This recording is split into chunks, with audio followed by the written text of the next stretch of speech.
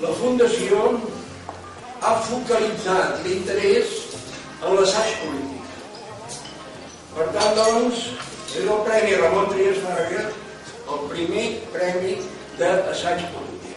Nosaltres vam voler fer això en la dinàmica que tenim de renovació de la Fundació Ramon Trias Fargas, que és una fundació que té. Hi ha dues persones claus en la història del gènere a Catalunya en els últims 30-40 anys. Un és Joan Fuster, crec que sens dubte. L'altre és el propi Pla.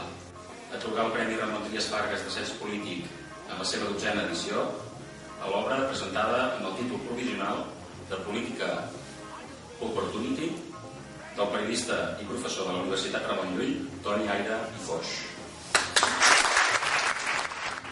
Jo amb aquesta obra, que Política Opportunity, fent un joc amb la foto Opportunity, el que he intentat és fer això.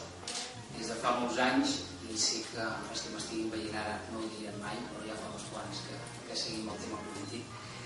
El que m'ha interessat és veure què està passant realment. Si vaig fer periodisme va ser precisament per això, per intentar explicar la política.